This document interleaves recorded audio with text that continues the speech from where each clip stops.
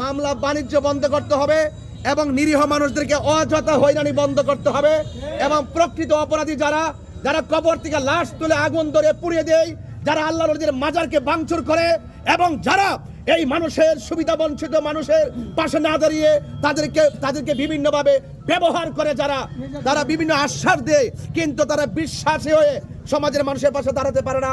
আসসালামু আলাইকুম ওয়া রাহমাতুল্লাহি ওয়া বারাকাতুহু। সুপ্রিয় আসামপাড়াবাসী, 1 নং গাজীপুরবাসী, চুনারো ঘাটের একটি ঐতিহ্যবাহী বাজার হলো আসামপাড়া বাজার, ঠিক না? গাজীপুর 1 নং যে এরিয়াটা আছে এই জায়গাটার মাটি সুন্নিয়তের ঘাঁটি। আমরা এই স্বাধীনতার পর এই বাংলাদেশে একমাত্র সারা বাংলাদেশের আপামর জনতাকে বোঝাতে সক্ষম হয়েছি যে একমাত্র এই দেশের শান্তিপ্রিয় দল হলো আহলুস সুন্নাত ওয়াল জামাত। রাজনৈতিক অস্থিরতা এবং আমাদের যে পারস্পরিক যে প্রতিহিংসা, সেই প্রতিহিংসা মুক্ত বাংলাদেশ গড়তে হলে এবং সুবিধা বঞ্চিত মানুষগুলিকে সুবিধা দেওয়ার লক্ষ্যে এই মুহূর্তে সকল সুবিধা বঞ্চিত মানুষের পাশে দাঁড়াতে হলে আহলুস সুন্নাত ওয়াল জামাতের কোনো বিকল্প নাই, ঠিক কিনা বলেন?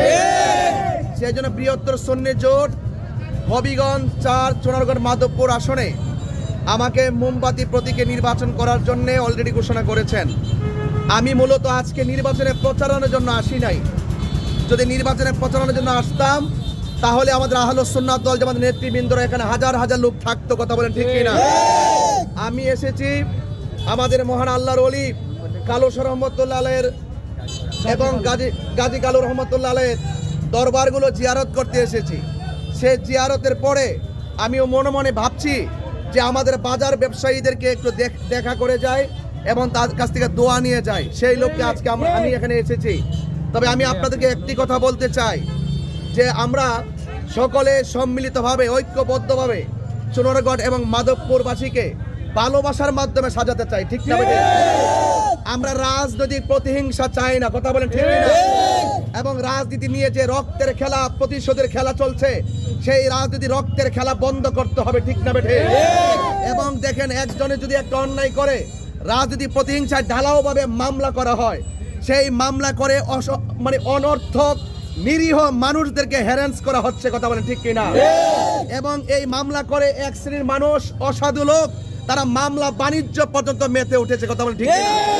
মামলা বাণিজ্য বন্ধ করতে হবে এবং নিরীহ মানুষদেরকে অযথা হয়রানি বন্ধ করতে হবে এবং প্রকৃত অপরাধী যারা কবর থেকে লাশ তুলে আগুন ধরে পুড়িয়ে দেয়, যারা আল্লাহর ওলিদের মাজারকে ভাঙচুর করে এবং যারা এই মানুষের সুবিধা বঞ্চিত মানুষের পাশে না দাঁড়িয়ে তাদেরকে বিভিন্নভাবে ব্যবহার করে, তারা বিভিন্ন আশ্বাস দেয় কিন্তু তারা বিশ্বাসী হয়ে সমাজের মানুষের পাশে দাঁড়াতে পারে না।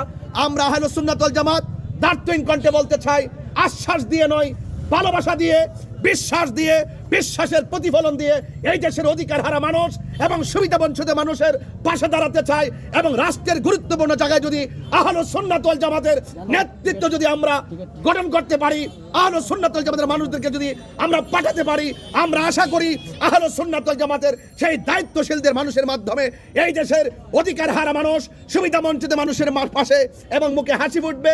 সেই হাসি ফোটানোর প্রত্যয় নিয়ে এবং চা বাগানের যে নিরীহ যে মানুষগুলো আছে, তাদের শ্রমিক যারা রয়েছেন, তাদেরকে বিভিন্ন সময় অনেক বড় বড় আশ্বাস দেওয়া হয় কিন্তু বারবার চা শ্রমিকদের বিশ্বাসকে ভেঙে দেওয়া হয়েছে।